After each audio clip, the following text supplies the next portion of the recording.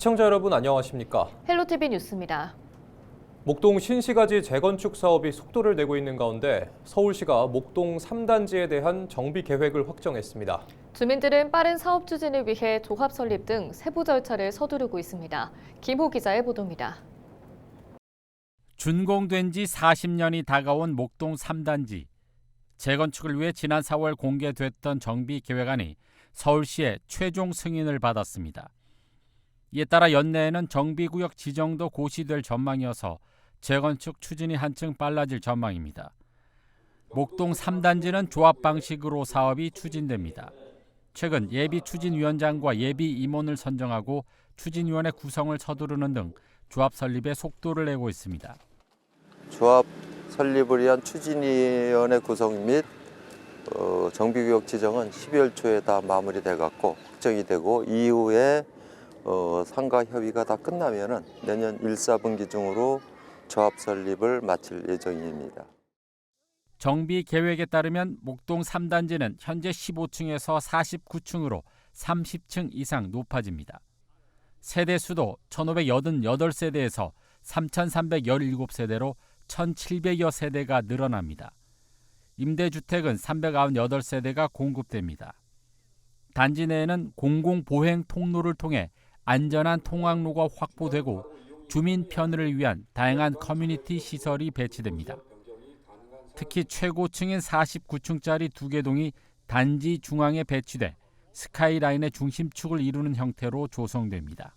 최고층인 49층을 단지 중앙부에 2개 동을 계획하고 단지 경계부에서 단지 중앙으로 높아지는 형태로 높이 계획을 수립하였으며 목동 3단지는 1, 2단지와 함께 종상향 조건으로 개방형 녹지 조성이 결정되면서 국회대로 상부공원과 안양천을 잇는 목동 그린웨이가 조성됩니다.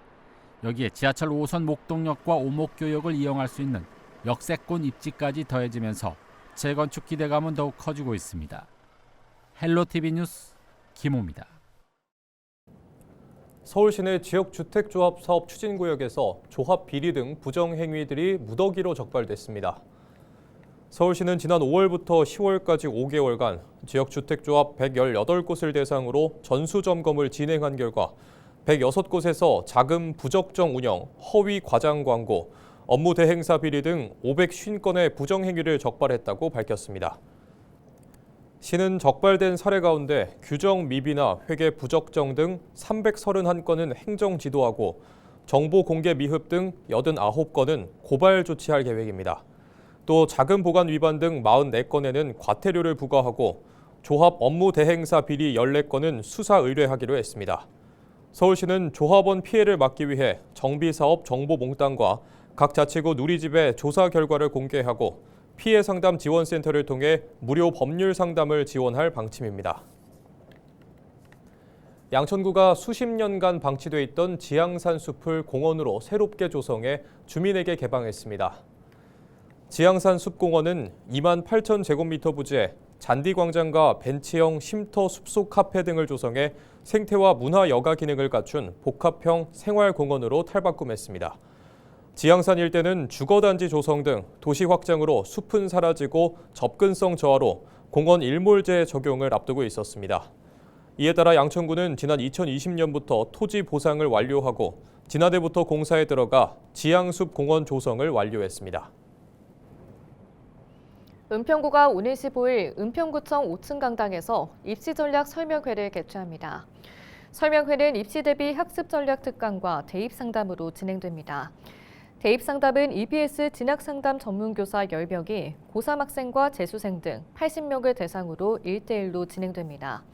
참가 신청은 12일 오후 6시까지 은평 배움모아 누리집을 통해 온라인으로 신청하면 되며 참가비는 무료입니다.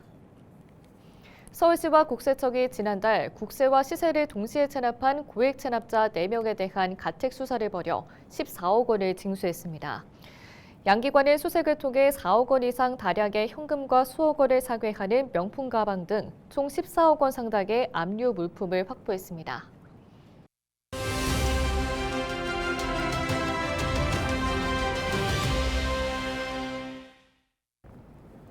관세 폭탄 위기를 넘긴 한국 GM이 최근 적자 구조 개선을 위해 2월 15일부터 직영 정비소를 전면 폐쇄한다고 통보했습니다.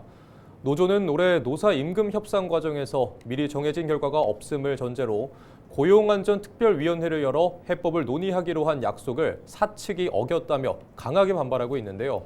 안규백 전국 금속노조 한국 GM 지부장 연결해 현재 상황 직접 들어보겠습니다. 지부장님 안녕하십니까? 네, 지난 7일이었죠. 로버트 트림 부사장이 노조의 직영 정비 전체를 폐쇄한다는 얘기를 직접 했다고 들었는데요. 당시 어떤 이야기가 오갔습니까?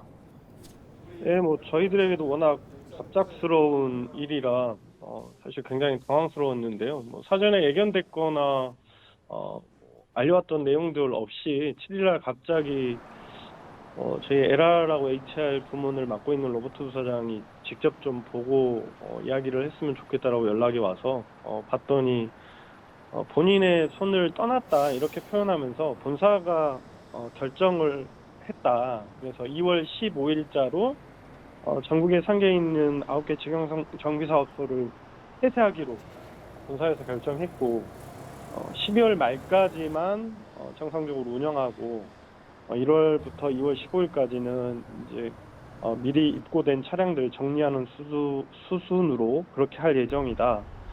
상황이 이렇게 돼서 미안하다. 이런 이야기를 전해왔었습니다. 네, 이 최근 임금 협상을 마무리하면서 미리 정해진 결과가 없음을 전제로 고용안전특별위원회를 이어간다고 합의한 걸로 알고 있는데요. 이 직영 서비스 센터 문제도 포함된 논의가 아니었나요? 당연히 포함이 된 거고요.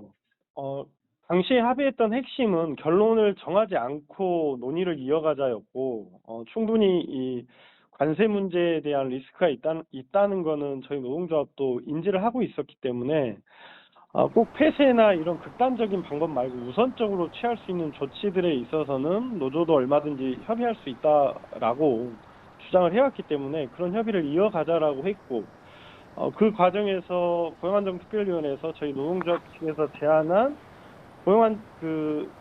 직영정비센터의 활성화를 위한 TF도 회사가 수용을 했어요. 그래서 실무협의, 본 TF 회의를 진행하기 위한 실무협의들을 이어가고 있는 상황이었는데 이렇게 갑작스럽게 통보할 거라는 건 저희들도 예상을 미처 못했었습니다. 네, GM은 적자와 재무구조 개선을 위해 유휴부지와 전국 직영 서비스 센터를 매각한다는 계획을 밝힌 바 있는데 이 같은 결정이 어떤 결과를 불러올 거라고 보십니까? 지난번에도 말씀드렸습니다만 회사의 이런 GM의 일방적인 그 행태들이 보면 2028년과 저는 무관하다라고 보고 있지 않고요. 한국 시장에서 직영 AS, 직영 서비스를 포기한다는 건 한국 내수 시장을 포기한다는 거하고 다른 거라고 저는 생각하지 않습니다. 그리고 가장 크게 이제 회사의 반박은 협력 정비망 300여 개가 넘는 협력 정비망을 활용하면 충분히 소비자들에겐 피해가 가지 않는다라고 주장하고 있습니다만 실제로 제조사의 책임을 묻고 있는 리콜이라든가 보증수리라든가 이런 부분들이 결국에는 협력사로 전가되기 때문에 소비자들이 당연히 누려야 될 기본적인 서비스뿐만 아니라 급기야는 안전 문제에도 심각한 영향을 미칠 수 있다라고 저희는 보고 있습니다. 네, 말씀하신 대로 이 GM이 국내 시장을 포기하고 철수를 준비하는 거라면 이 관련해서 지역사회와 정치권, 정부까지 함께 대응해야 할 것 같은데요. 저희가 또 한 가지 중요한 건 저희가 이제 11월 14일이 되면 노동조합의 공식적인 선거가 있습니다. 선거 운동에 이제 들어가는 시기인데요.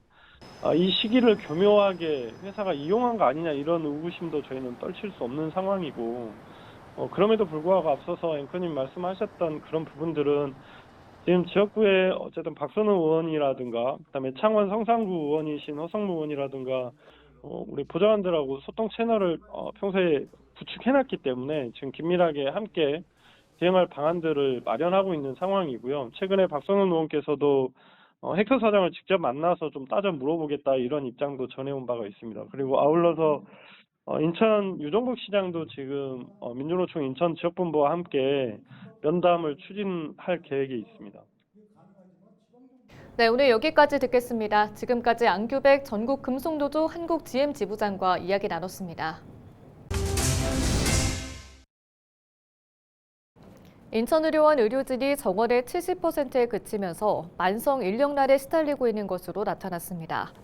인천시 자료를 보면 지난 9월 말 기준 인천의료원 의료직 정원 360명 가운데 혈원은 76.7%인 276명에 불과했습니다. 특히 간호사의 경우 정원 309명 중 혈원은 228명 뿐이었습니다. 시는 간호대학 졸업 예정자를 선발해 양성하는 인천형 공공간호사 장학 사업을 통해 28명을 충원했지만 여전히 50여 명이 부족한 상황입니다. 의사 수도 역시 서울과 부산의 절반 수준에도 미치지 못하고 있습니다. 인력난이 지속되면서 운영 실적도 악순환을 거듭하고 있습니다. 지난 2019년 83.4%였던 병상 가동률은 2023년 48.9%로 급락했다가 지난 9월 말 기준 74.3%로 상승세를 보이고 있지만 여전히 코로나19 이전 수치를 회복하지 못하고 있습니다. 또한 2023년 113억 6,900만 원이었던 인천의료원 운영 적자는 지난해 68억 5,100만 원에 이어 올해도 67억 원으로 예상되고 있습니다. 경기도는 도내 인플루엔자 발생이 유행 기준치의 2배를 넘어섰다며 예방접종을 권고했습니다. 지난달 26일부터 이달 1일까지 발생한 도내 인플루엔자는 1000명당 22명이었습니다.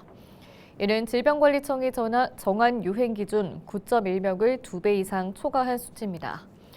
도내 7세에서 12세 환자 비율은 81.1명, 1세에서 6세는 49.5명, 13세에서 18세는 31.5명으로 확인돼 어린 연령대에서 높은 유행 양상을 보이고 있습니다. 지금까지 도내 65세 이상 어르신 63.7%가 접종했으며 어린이는 49.5%가 1회 이상 접종한 상태입니다. 기후에너지 환경부가 전국 지자체를 대상으로 실시한 환경교육도시 공모에서 인천시와 부천시 등 6곳이 최종 선정됐습니다. 특히 인천시는 지난 2022년에 이어 광역자치단체 최초로 재지정을 받았습니다. 기후부는 이번에 지정된 6개 지자체를 대상으로 내년 1월부터 3년 동안 전문가 상담과 지자체 협력 기회를 제공하고 환경교육 토론회와 국비 예산 확보 등에 나설 계획입니다. 올해 공모에는 전국 15개 지자체가 신청했으며 기후부는 환경교육 추진 기반, 성과, 계획의 우수성 등을 중심으로 심사했습니다.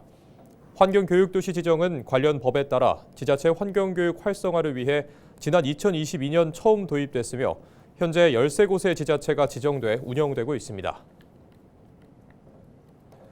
인천시 의회가 의원들의 공약을 공개하기로 했습니다. 시의회는 내년 지방선거부터 의원 개별 누리집에 공약란을 신설하고 제10대 시의원 임기 시작부터 의원들이 자신의 공약을 직접 게시, 관리할 수 있도록 하겠다고 밝혔습니다. 그동안 의원 개인 페이지에는 기본 정보 외 공약 관련 항목은 전무했습니다. 이에 지역에서는 의원들의 공약과 이행 여부를 확인하기 어렵다는 지적이 제기됐습니다. 이에 따라 시의회는 제10대 출범부터 상시 공개하고 시민들이 누리집에서 의원들의 공약을 언제든지 확인할 수 있도록 하겠다는 계획입니다. 시의회는 또 공약 공개와 함께 의정활동 데이터 구조도 단계적으로 정비해 시민들이 쉽게 볼 수 있도록 할 예정입니다.